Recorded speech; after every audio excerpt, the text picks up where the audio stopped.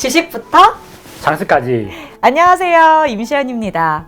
네, 오늘은요, 코로나19로 비대면 문화가 확산되면서 줌 회의 등 화상통화를 활용이 일상화되고 있잖아요. 이 보험도 필요하면 보험 설계사와 화상통화로 가입하는 시대가 올 것 같은데요. 그래서 준비했습니다. KB 경영연구소 이명찬 연구위원님과 화상통화를 활용한 비대면 보험 모집에 대해 이야기 나눠보겠습니다. 연구위원님 안녕하세요. 안녕하세요. 반갑습니다. 반갑습니다. 일단 연구위원님, 한번 본인 소개를 한번 해주세요. 예. 저는 KB 경영연구소 보험 쪽을 담당하고 있는 네. 이명찬이라고 합니다. 반갑습니다. 네, 반갑습니다. 네, 일단 오늘 갖고 오신 주제를 보니까요, 연구위원님. 이 코로나19로 비대면 문화가 확산되면서 화상통화를 활용한 보험 상담 수요가 꽤 증가할 걸로 예상이 됩니다. 이 화상통화에 관심을 가져야 할 배경과 전망에 대해서 간략하게 말씀해 주시죠. 예. 코로나19가 확산된 지난 2년 동안 디지털 소비가 새로운 생활 방식으로 부상하면서 비대면으로 보험을 이제 문의하고 또 가입을 희망하는 소비자가 이제 꾸준히 늘어나고 있습니다. 그리고 과거에는 이제 온라인 쇼핑 등 디지털 소비가 MZ세대 등 젊은 층이 주로 이용을 했다면 지금은 50대, 60대에서도 디지털 소비 이용률이 이제 크게 증가하면서 비대면 문화에 익숙해지는 모습입니다.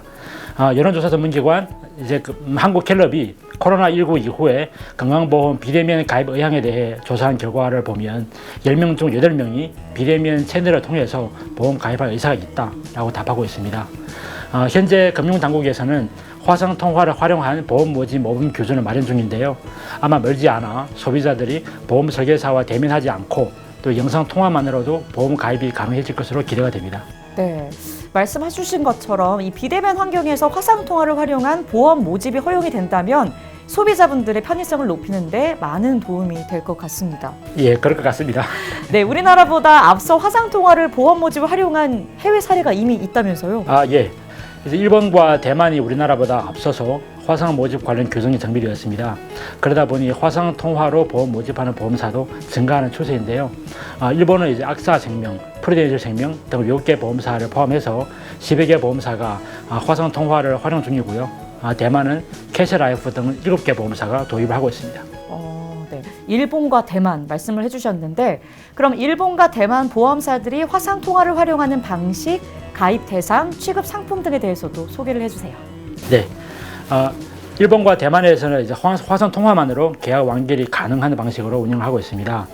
보험 모집 프로세스는요, 그 기존의 대면 보험 방식과 아주 유사한데요. 고객과 대면을 이제 화상으로 진행하기 때문에 원활한 이제 연결을 위해서 화상 통화 프로그램 설치 등 사전 준비가 필요합니다.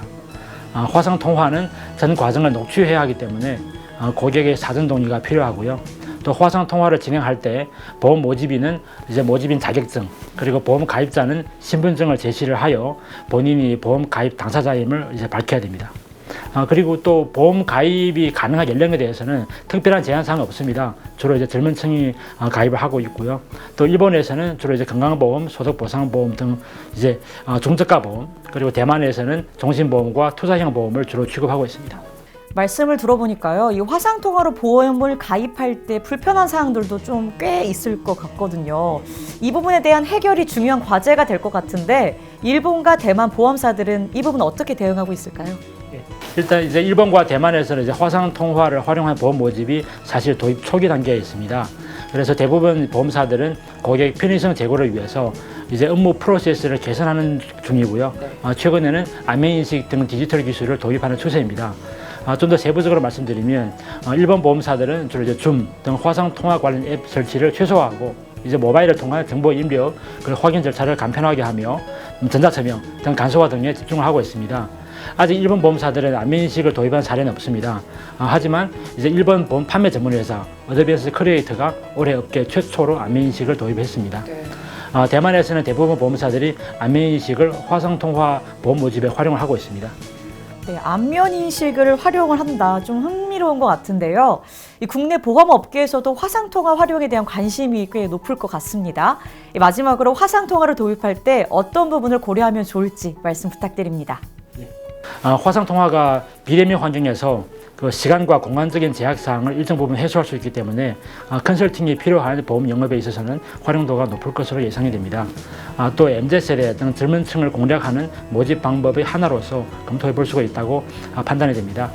또 화상통화는 사실 보험 가입뿐만 아니라 계약 관리, 보험금 청구 등 영역에서도 다양하게 활용할 수가 있으며 향후에 이제 안면인식이 실명 인증 수단으로 이제 허용이 되면 업무 프로세스가 간소화되면서 고객의 만족도도 지금보다 높아질 것으로 예상이 됩니다. 알겠습니다. 그럼 좀 기대를 해보겠습니다. 네, 알겠습니다. 네, 오늘도 이상으로 KB경영연구소 이명천 연구위원님과 이야기 나눠봤는데요. 화상통화를 활용한 비대면 보험 모집에 대해 이야기 나눠봤습니다. 연구위원님, 오늘 좋은 말씀 감사합니다. 감사합니다.